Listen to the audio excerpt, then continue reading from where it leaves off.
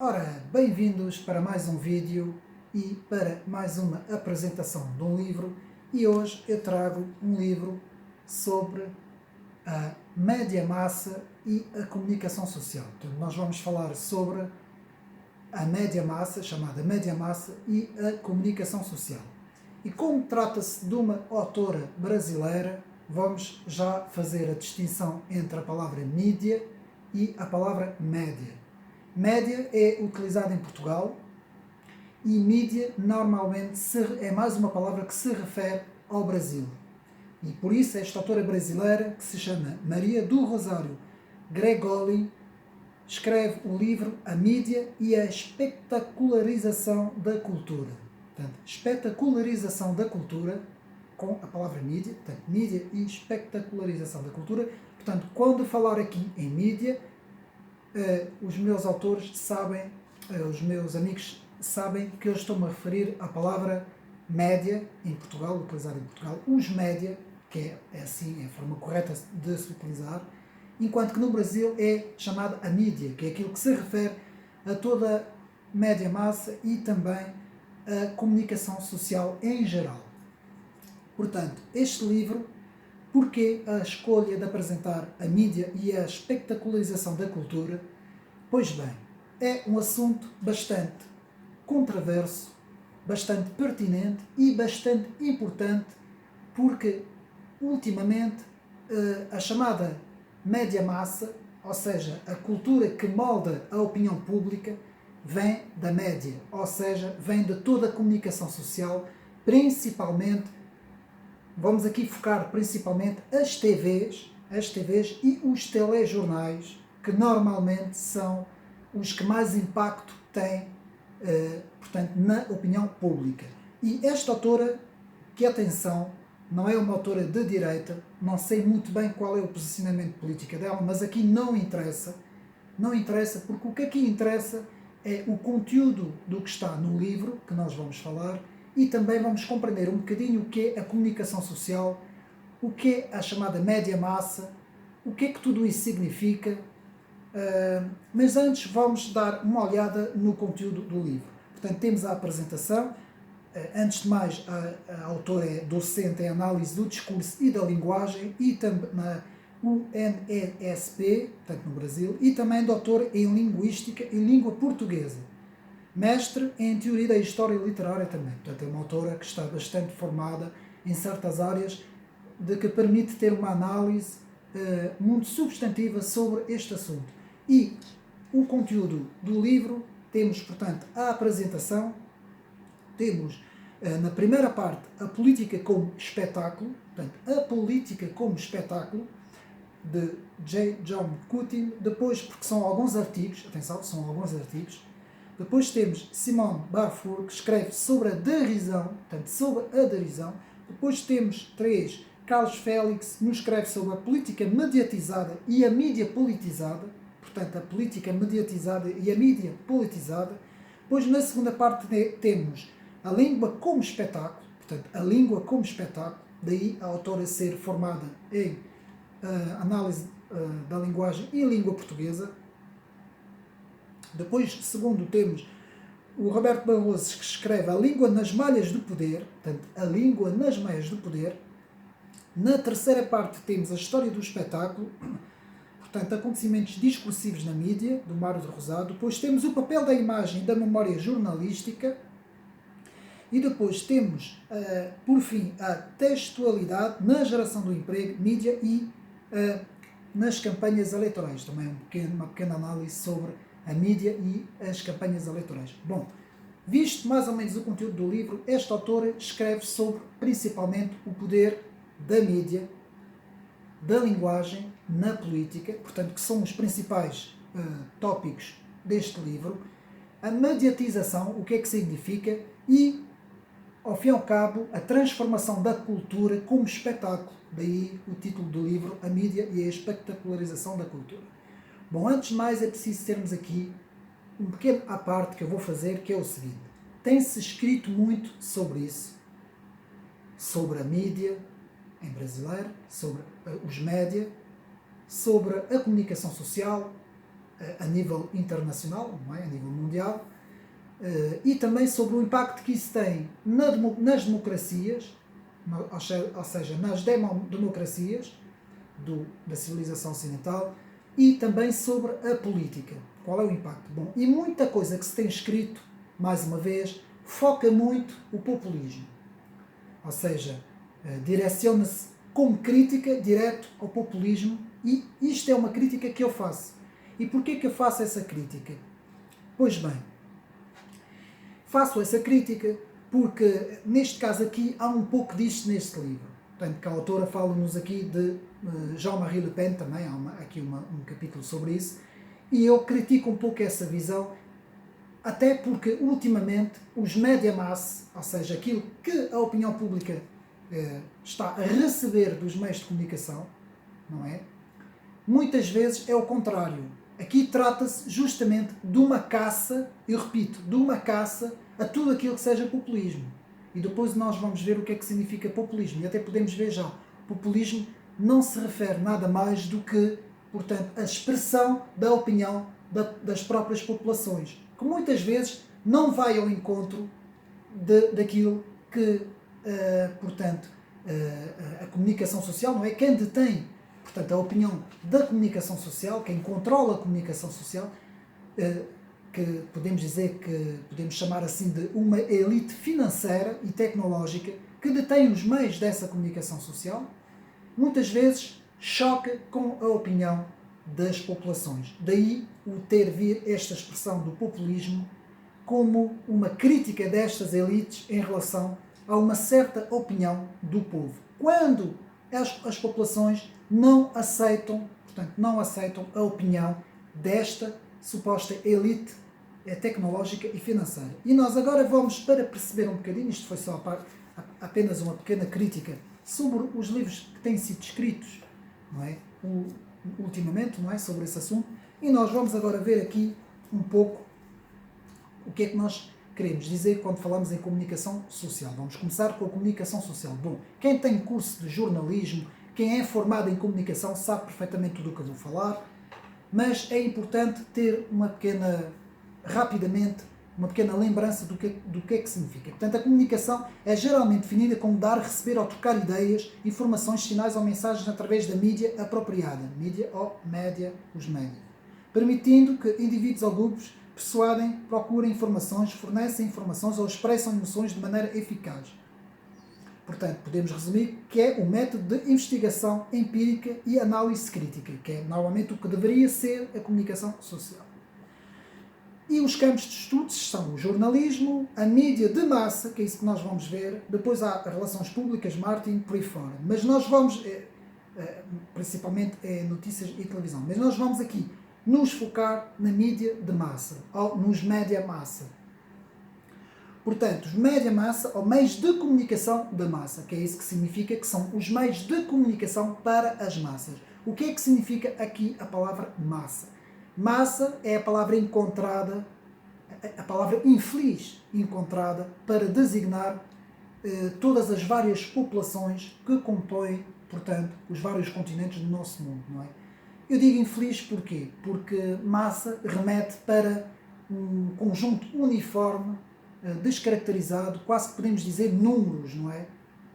Portanto, as pessoas acabam por ser um vasto conjunto de números que é preciso, ao fim e ao cabo, apresentar uma certa opinião para poder captar a própria opinião dessa massa.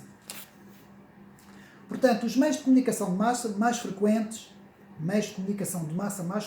são o jornal, a televisão, o rádio, o cinema e agora a internet, com vastos suportes próprios para, portanto, difundir a comunicação.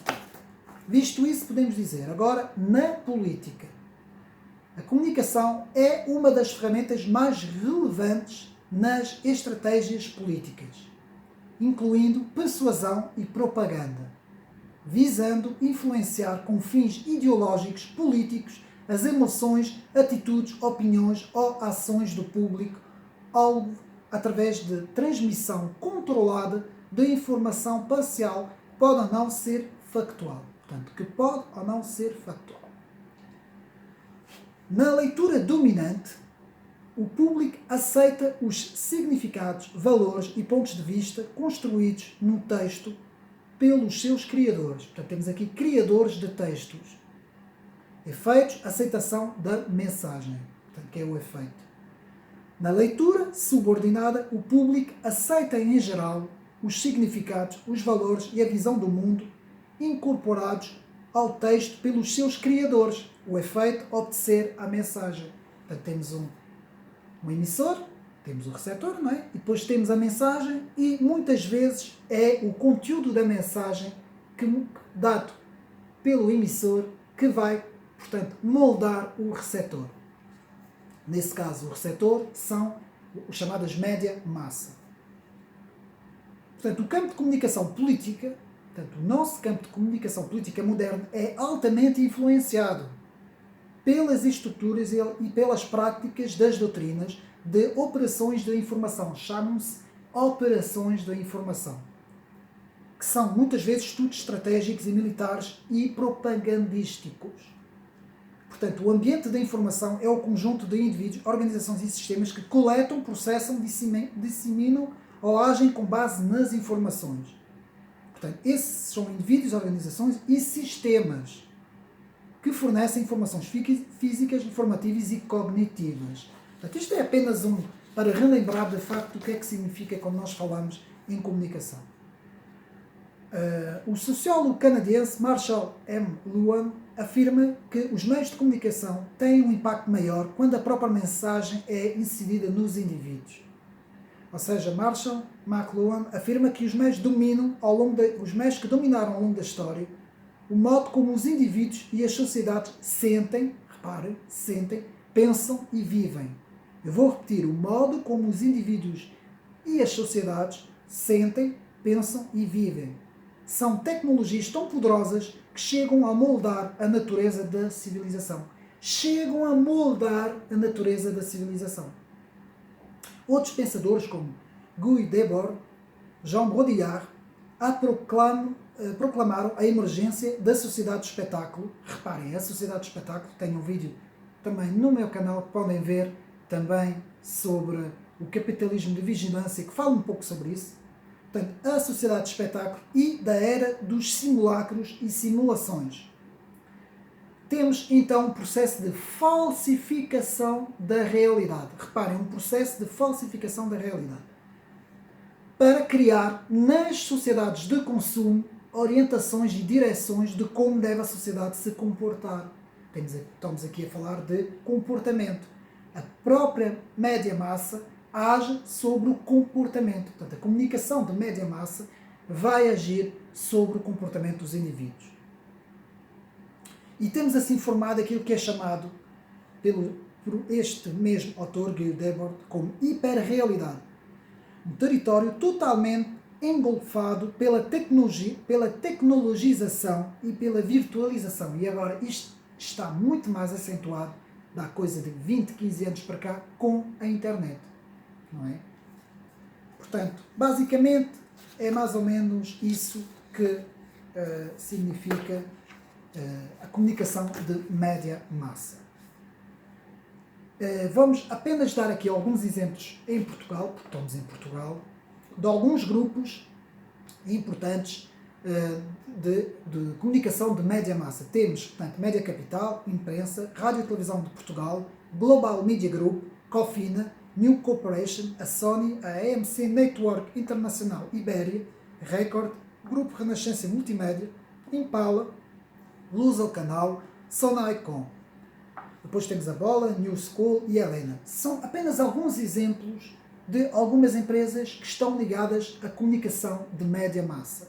E agora vamos ver, portanto, que existe pelo menos 3 grandes fontes daquilo que nós chamamos agências de notícias. E nós vamos ver o que é que significa isso, agências de notícias, e é importante, muito importante, saber essas coisas, porque senão não conseguimos compreender o que é que se está a passar à nossa volta. Portanto, as agências de notícias, assim chamado, é uma organização de jornalismo especializada em coletar informação e difundir notícias diretamente das fontes para os veículos de comunicação.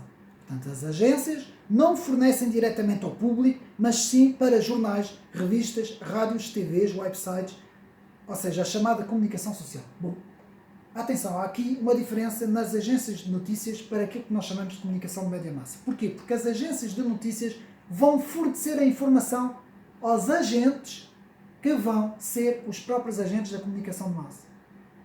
E podemos aqui falar em três grandes agências de notícias, a Reuters, a Associated Press e a Agence France Presse. Há mais, mas essas três são as principais que fornecem o conteúdo informativo para todos os meios de comunicação, praticamente, não é? Principalmente as TVs, os jornais e as rádios, que são esses três, e também agora a internet, não é?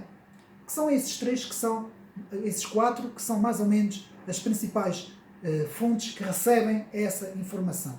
E sabe-se que também, que é isso que é importante nós percebermos, e é por isso é que isto acaba por ser uma espetacularização da cultura e uma mediatização completa da informação, é porque essas três agências e algumas outras, muitas das vezes, são financiados pelos mesmos grupos. Eu não vou aqui estar a dar nomes, portanto, neste vídeo, porque não é esse aqui o objetivo. Aqui o objetivo é percebermos como funciona o sistema da informação, como é que a informação chega às nossas casas. E é isso que nós temos que perceber. Essas três grandes agências de notícias recebem, portanto, são financiadas, sim, recebem a informação, depois divulgam a informação para a comunicação de média massa e são financiadas pelos mesmos grupos, pelos mesmos de sempre. Que é isso que nós temos que perceber. Portanto, e isto o que é que causa? Causa uma situação completamente de monopólio da informação. Temos aqui um monopólio completo da informação em que não há diversificação e debate de opinião, porque a opinião é toda a mesma. Por isso é que eu, quando vejo alguns vídeos no YouTube, por exemplo, quando se fala do pensamento único, quando se fala aqui em Portugal do pensamento único e noutros países, porquê que se diz pensamento único? Porque é o pensamento que é moldado por essas agências de notícias que vão à comunicação de média massa e que fornecem informação, portanto, às populações. E essas agências de notícias são condicionadas, portanto, pelos financiamentos que têm por uma série de pessoas que podemos dizer que são pessoas multibilionárias, são as pessoas mais ricas do mundo, não vou aqui dizer os nomes, meus amigos sabem, e essas pessoas normalmente fazem parte de uma elite financeira, porque é a elite mais alta financeira, e também tecnológica, que domina os meios tecnológicos. Daí a importância dos chamados GAFAMs, não é? Que eu repito mais uma vez o que são os GAFAM, a Google, a Facebook, a Microsoft, a Apple, a Facebook, portanto, tudo isso tem, portanto, esse acrónimo de GAFAM, e há outros também, temos algumas empresas também agora na China, e temos também as grandes financiadoras como a BlackRock e por aí fora, que também elas têm um papel importantíssimo, como nós vamos ver, nessas agências de notícias, condicionam, portanto, o papel dessas notícias, assim também como o próprio meio, o chamado meio farmacêutico, o meio da saúde, também ele está também nesta operação. Portanto, eu não vou aqui estar, tenho aqui a história dessas três agências, a agência Reuters, a Associated Press e a Agence France Presse, mais ou menos, a Reuters em 1849, vejam bem, há quantos anos é que acontece, a Agence France Presse também é muito antiga, a Associated Press também, há outras agências, por exemplo, em 1958, a United Press International, portanto, tudo isso, a UAP, portanto, tudo isso. Não vale a pena aqui perdermos tempo com a história dessas agências. Essas agências foram formadas com o objetivo de controlar o fluxo da informação e distribuir, que é isso que aqui se trata, a informação por meio, portanto, de um vasto campo, digamos assim, mundial, podemos dizer mundial, um vasto campo de redes de comunicação, não é? Como principalmente as televisões. Aqui eu penso que o peso maior ainda hoje são as televisões. Portanto, as agências operam através de escritórios locais em diferentes cidades e países que transmitem a sua apuração para as centrais, que por sua vez redistribuem o material para os clientes, isto é, jornais, revistas, rádios, televisões, websites, enfim, as agências recolhem informação dos seus correspondentes em diferentes lugares e as transmitem imediatamente para a central, de onde, depois de tratar informação em forma de notícias, a enviam para os clientes, conhecido no jargão jornalístico como assinantes. Hoje, as agências mantêm uma rede de correspondência e strangers, colaboradores, nas maiores cidades do mundo e assim repassam para os veículos da empresa. Tudo isto é uma rede, funciona como uma rede. E isto é simples. Quem tem o dinheiro controla essa rede. É tão simples como isso. A história sempre foi assim, meus amigos. E, depois de termos visto mais ou menos tudo isso, sabemos que existe, portanto, uma chamada média massa, que é uma cultura de informação para as massas, que são as populações. Sabemos que essa média massa é controlada pelas agências de notícias. Sabemos que essas agências de notícias por si são financiadas e controladas por uma elite financeira e tecnológica. Digo aqui uma elite porque são as pessoas que detêm o maior poder económico.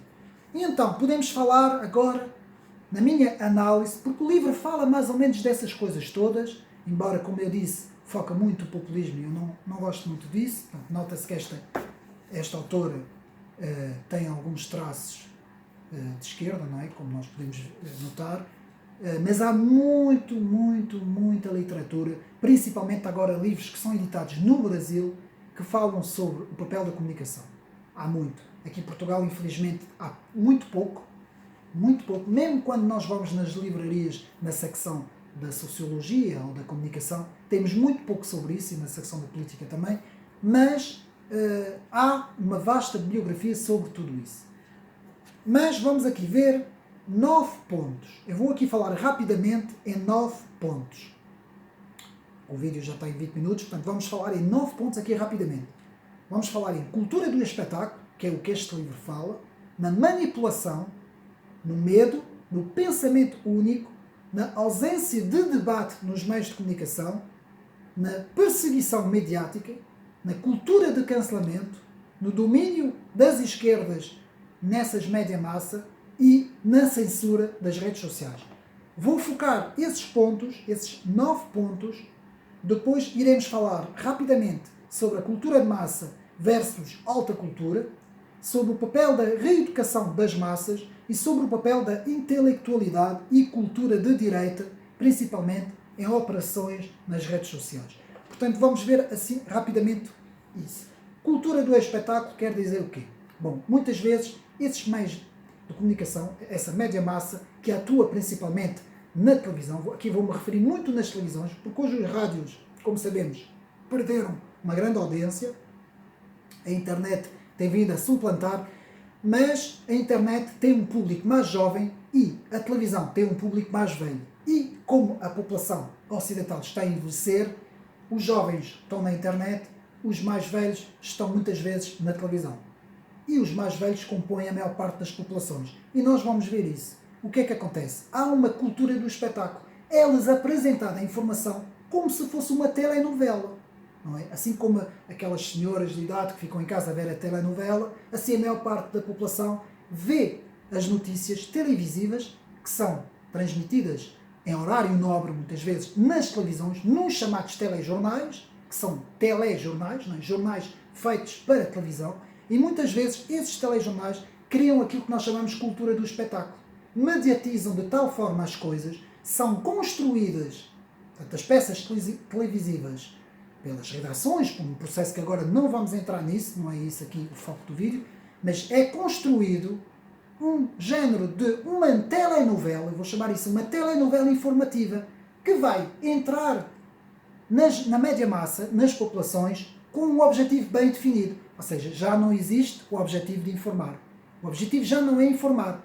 O objetivo hoje, além de publicidade, é moldar o pensamento, moldar a opinião pública. Portanto, temos a cultura do espetáculo que molda a opinião pública por meio do espetáculo, do sensacionalismo, de manter cativa as pessoas hipnotizadas. Depois temos a manipulação Bom, isto nós sabemos. Politicamente há uma manipulação sempre daqueles que detêm o poder, os que têm mais poder. Portanto, em Portugal, não é preciso aqui dizer nomes, sabemos quem é que tem mais poder, não é? Depois temos o medo. Muitas vezes o medo é uma das ferramentas que consegue cativar. Vou dar um exemplo. Se uma peça televisiva, num telejornal, falar de qualquer coisa para rir e logo a seguir falar de uma desgraça, o que é que vai acontecer? As pessoas vão estar muito mais focadas na desgraça, naquilo que aconteceu, não é? Do que, por exemplo, naquela coisa assim para rir e tal. Porquê? Porque é normal. Porque o medo normalmente hipnotiza as pessoas.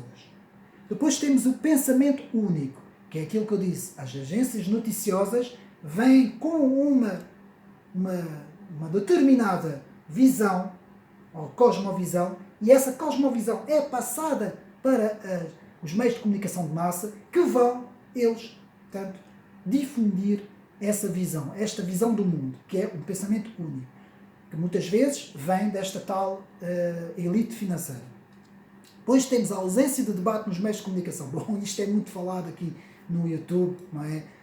Basta ver as nossas televisões, agora até com a abertura da CNN, não é estar aqui a fazer publicidade ou não, mas temos que ver que não existe debate. Porquê que eu digo isso? Porque o debate normalmente tem pessoas com posições diferentes.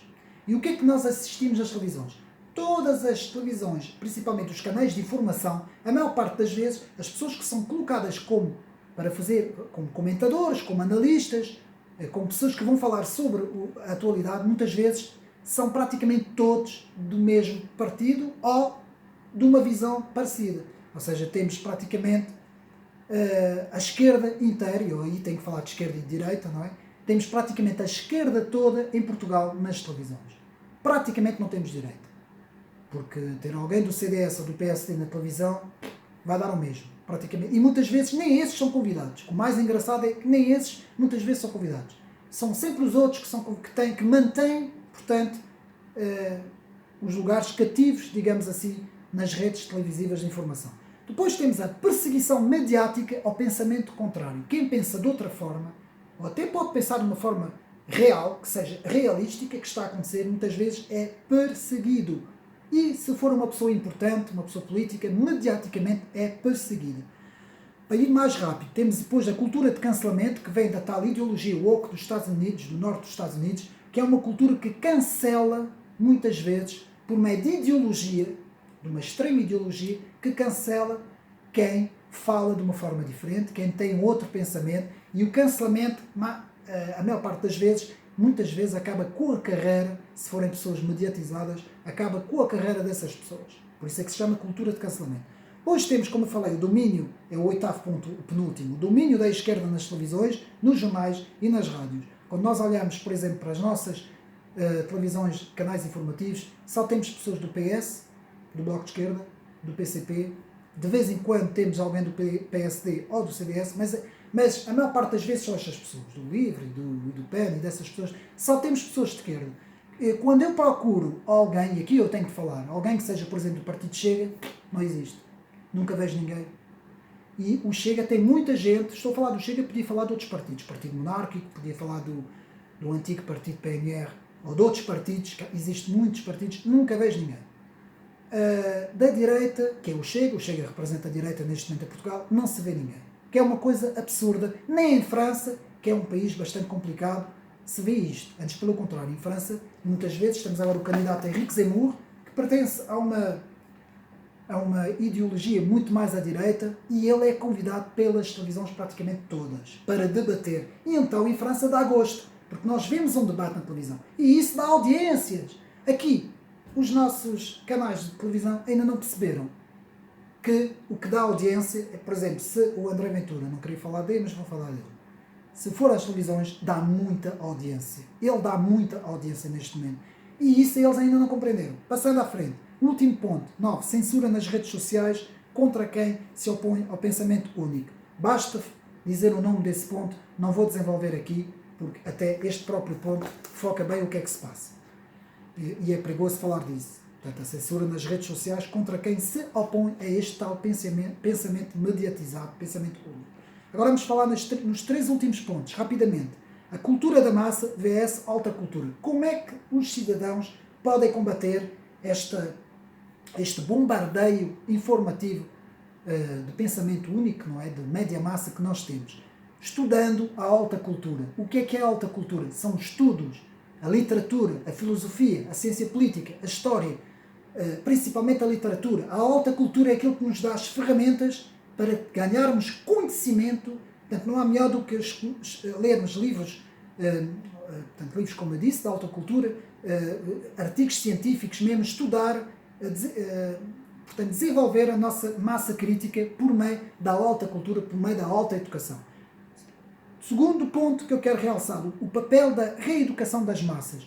É o nosso dever, também nós, falarmos disso às pessoas à nossa volta. Tentarmos abrir a mente das pessoas à nossa volta para elas estudarem, para elas portanto, abraçarem a alta cultura. E por fim, a intelectualidade e a cultura de direita.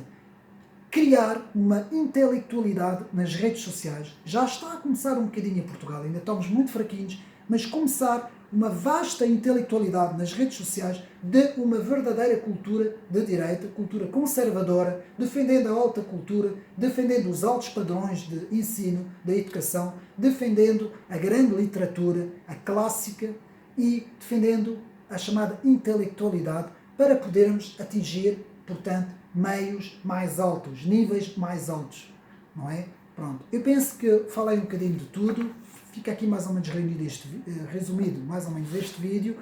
Portanto, nós de facto vivemos mesmo numa mídia de espetacularização da cultura, como nos mostra aqui este livro, que está bem escrito, da Maria do Rosário Gregolim, está bem escrito, sim senhor, tem alguns pontos interessantes, outros que eu não concordo, mas tem muitos pontos interessantes, que é uma análise bastante pertinente sobre a cultura de massa, os meios de comunicação, o que é que está a acontecer, porque é que nós estamos a receber esta informação, porque é que não há diversificação de informação. Espero que tenham gostado de mais este vídeo e até uma próxima e um abraço.